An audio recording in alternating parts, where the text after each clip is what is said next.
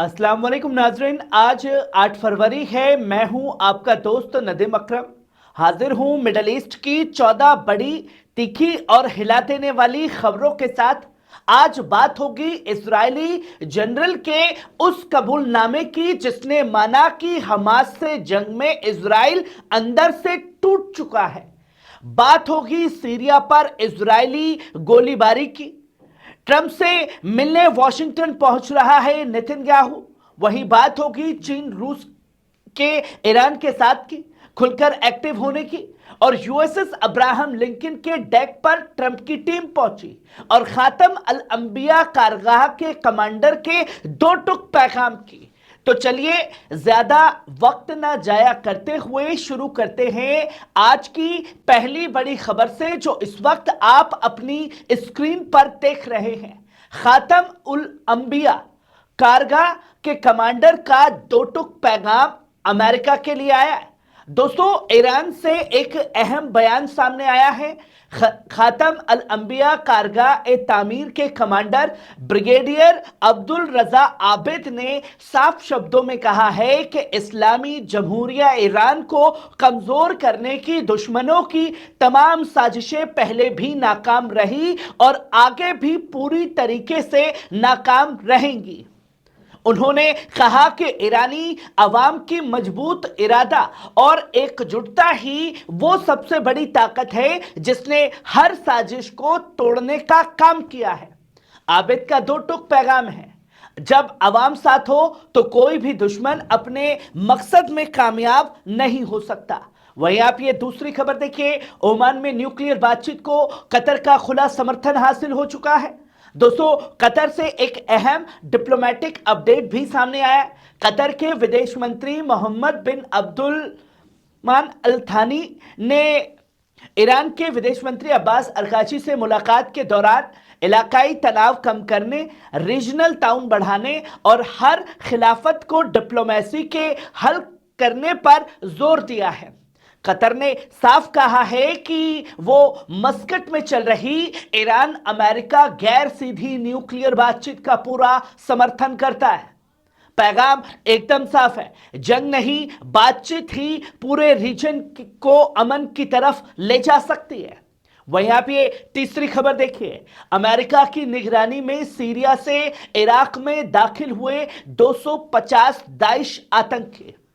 दोस्तों, इराक से एक बेहद संगीन और चौंकाने वाला अपडेट भी सामने आया है। इराक के अनबार सूबे के एक सिक्योरिटी सोर्स के मुताबिक सीरिया से करीब 250 दाइश के कैदी एक बड़े अमेरिकी काफिले की निगरानी में इराक के अंदर दाखिल करा दिए गए हैं।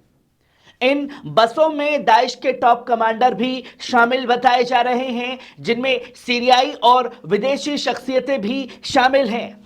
ये काफिला खासतौर पर अनबार के पश्चिम इलाकों से होता हुआ निनवा सूबे के जदा कैंप की तरफ रवाना हुआ है और इन्हें पहुंचाने का काम दाइश को खासतौर पर इराक के अंदर अमेरिका ने किया है।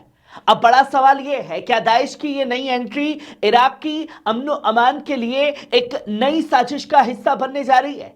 क्योंकि हाल ही में अमेरिकी फौज को खदेड़ने का काम जो है इराक की सेना द्वारा किया गया। वहीं आप ये चौथी खबर देखिए। दोस्तों, ईरान की फौज की तरफ से एक बहुत सख्त और दो टुक पैगाम सामने आया है। ईरान के chief of staff Abdul Rahim Mousavi ने साफ कहा है कि अगर ईरान के खिलाफ कोई भी मिलिट्री एक्शन किया गया तो उनके प्लानर्स और सपोर्टर्स को ऐसा नुकसान उठाना पड़ेगा जिसकी कभी भरपाई नहीं हो पाएगी।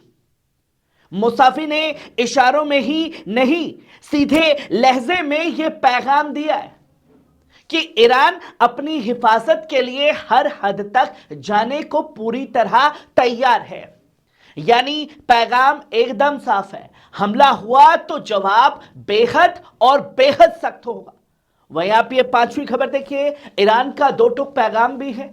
दोस्तों, ईरान के विदेश मंत्री अब्बास अरकाची ने अमेरिका को लेकर एक बिल्कुल साफ और अहम बयान जारी किया है, जिसमें उन्होंने साफ लहजे में कहा है कि अगर वॉशिंगटन ईरान पर हमला करता है तो ईरान सीधे अमेरिकी जमीन पर हमला नहीं करेगा, लेकिन रीजन में मौजूद अमेरिकी मिलिट्री बेस हमारे निशाने पर होंगे, उन्हें कोई हमसे बचा नहीं सकता।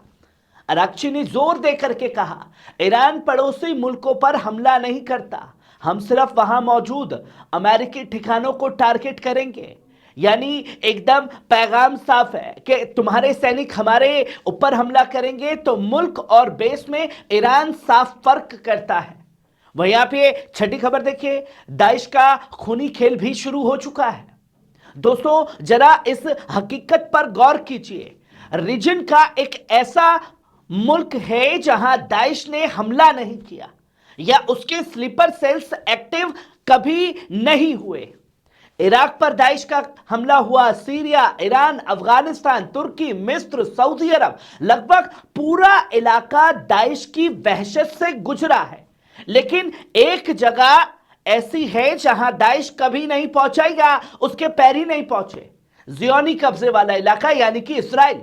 अब सवाल सीधा है, यह सिर्फ इत्तेफाक है या इसके पीछे कोई बड़ी सियासी हकीकत छुपी है, या दाइश ही इजराइल है और इजराइल ही दाइश है। वहीं आप ये सातवीं खबर देखिए, यूएसएस अब्राहम लिंकन के डेक पर ट्रंप टीम। दोस्तों अमेरिका के aircraft carrier USS Abraham Lincoln के डेक से एक अहम तस्वीर और वीडियो सार्वजनिक किए गए हैं। इस वीडियो में जेडी कुशनेर, स्टीव विटकॉफ और साथ ही साथ ब्रैड कूपर एक साथ नजर आ रहे हैं, वो भी ओमान में अब्बास अरकाची से बात करने के बाद ये लोग यहां पहुंचे हैं। सवाल यह है, क्या यह सिर्फ एक विजिट है या फिर मिडल ईस्ट के लिए कोई बड़ा सियासी फौजी पैगाम दे करके गए हैं? क्योंकि जब पावर, पॉलिटिक्स और मिलिट्री एक ही डेक पर खड़े हों तो तस्वीरें सिर्फ तस्वीरें नहीं होती हैं, बल्कि एक तबाही की तस्वीरें और तबाही का पैगाम लेकर के आती हैं। वहीं आप ये आठवीं खबर देखिए, अमेरिका से बातचीत पर ईरान की लाल लकीरें साफ है। दोस्तों ईरान के विदेश मंत्री अब्बास अरकाची ने अल जजीरा को दिए इंटरव्यू में अमेरिका के साथ बातचीत को लेकर ईरान की रेड लाइन को दोहराया है। अराक्ची ने साफ कहा है कि कुछ तय हदें हैं जिन पर ईरान किसी सूरत में समझौता हरगिज नहीं करने वाला है। हालांकि उन्होंने यह भी इशारा दिया है कि यूरेनियम एनरिचमेंट के लेवल और स्केल जैसे कुछ टेक्निकल मुद्दों पर लचीलापन दिखाया जा सकता है। यानी पैगाम एकदम साफ है, बुनियादी उसूलों पर कोई सौदा नहीं होगा, लेकिन बातचीत के दरवाजे पूरी तरह बंद भी नहीं है कि हम अमेरिका की शर्तें नहीं, अमेरिका को हमारी शर्तों पर चलना होगा। वहीं आप ये 9वीं खबर देखिए, एर्दोगन और जॉर्डन के बादशाह की डिप्लोमेटिक बातचीत। दोस्तों तुर्की के राष्ट्रपति रसब तैयब अर्दोगान ने जॉर्डन के बादशाह किंग अब्दुल्ला से इस्तांबुल के डोमप्लेस पैलेस में अहम मुलाकात की है। इस बैठक में रीजन की सियासी सूरत हाल, मिडल ईस्ट की सिक्योरिटी और आपसी ताउन पर तफसीली बातचीत भी हुई है। और यह मुलाकात ऐसे वक्त पर हुई है जब पूरे इलाके में डिप्लोमेसी की अहमियत और ज्यादा बढ़ चुकी है। वहीं आप ये 10वीं खबर देखिए, चीन, रूस, ईरान के साथ एक्टिव। दोस्तों एक तरफ तो ओमान में सबकी नजरें बनी हुई थी ईरान अमेरिकी बातचीत पर वहीं पर ओमान में रूस, चीन और ईरान एक साथ एक्टिव थे इस अपडेट पर।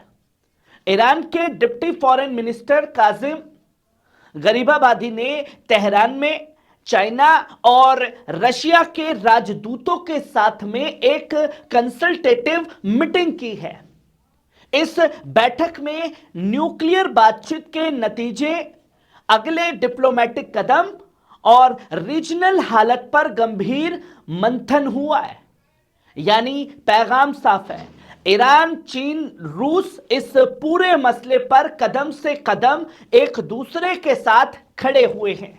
वहीं आप ये 11वीं खबर देखिए, ट्रंप से मिलने वॉशिंगटन भागा नेतन्याहू। ईरान को लेकर के हड़बड़ी साफ तौर पर दिखाई दे रही है।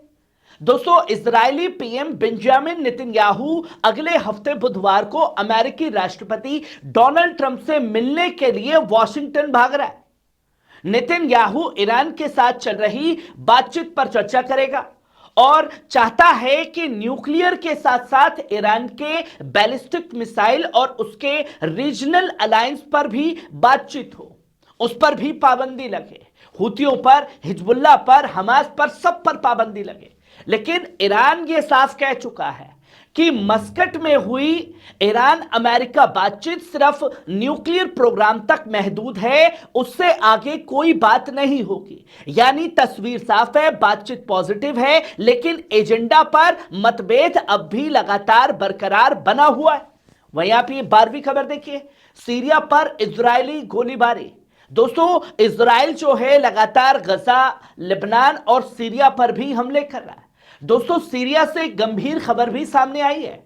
इजरायली कब्जा फौज ने शनिवार को सीरिया के क्वांतीरिया गवर्नमेंट के मध्य देहाती इलाके में समादनिया अश शर्किया गांव के आसपास 3 आर्टिलरी शेल दागे हैं और साथ ही साथ लोकल सोर्सेस के मुताबिक यह हमला सीरिया की हुकूमत, जमीन और अवाम की सलामती के खिलाफ है, जो लगातार जारी है, उल्लंघनों का हिस्सा बना हुआ है। और सबसे बड़ी खास बात यह है कि 8 दिसंबर 2024 के बाद से कुनित्रा और उसके आसपास इस तरह के हमले लगातार बढ़ते जा रहे हैं। यानी हालत साफ बता रहे हैं कि इलाके में तनाव अब भी कम होने का नाम नहीं ले रहा है, भले ही सरकार बदल गई हो। और जब इजराइल और अमेरिका का पिट्ठू ही सीरिया की सरजमीन पर हुकूमत कर रहा। वहीं आप ये 13वीं खबर देखिए, इजराइल के रिटायर्ड मेजर जनरल येत्जिक बेरिक ने एक बड़ा और चौंकाने वाला कबूलनामा किया है। उसने चैनल 13 से बातचीत में साफ लहजे में कहा कि पिछले 2 साल में इजराइल ने तकरीबन 10,000 से ज्यादा सैनिक और सेटलर खो दिए हैं, जबकि 85,000 लोग जख्मी हैं। ब्रिक ने माना है कि इजराइल हमास को जंग में शिकस्त नहीं दे सकता और मुल्क ने अपनी कौमी और समाजी मजबूती को पूरी तरीके से खो दिया है। उन्होंने साफ शब्दों में कहा कि अरबों शेकल का नुकसान हुआ और दुनिया में इजराइल की साख भी गिरी। यहां तक कि डोनाल्ड ट्रंप ने भी इस नाकामी को महसूस किया है जो बेंजामिन नेतन्याहू की हुई है। यानी तस्वीर साफ है, जंग ने इजराइल को अंदर से हिला करके रख दिया है। जो ये कहते थे तुच्छ नहीं हो रहा है, अब उनका सैनिक ही ये बातें कह रहा है कि भैया 10,000 से ज्यादा सैनिक मारे गए हैं, हालांकि संख्या अभी भी छुपाई जा रही है। वहीं आप आखिरी और 14वीं खबर देखिए, लेबनान के संसद में हसन फदल्ला ने दक्षिण बहर बेनित जबली में प्रधानमंत्री नवाब सलाम से मुलाकात के दौरान एक सख्त और तल्ख हकीकत रखी है। फजौल्ला ने कहा कि अब तक रियासत न अपनी हुकूमत कायम कर पाई है, न अपनी आवाम को हिफाजत और देखभाल दे पाई है, जबकि इजरायली हमले लगातार जारी हैं। यानी कि लेबनान के प्रधानमंत्री के मुंह पर ही उसकी नाकामी गिना दी। उन्होंने कहा कि जब तक दक्षिण जख्मी है, बेका निशाने पर है, जमीन कब्जे में है और कैदी जेलों में है, लेबनान में ना अमन होगा ना इस्तेकाम। इसके लिए आपको सोचना होगा। फजुल्ला का पैगाम एकदम साफ है, मसला आपसी नहीं है, मसला कब्जा है और हुकूमत को चाहिए कि फौरन सीज फायर की जमानत देने वाले मुल्कों से बात कर जुल्म रोके और जमीन आजाद कराए।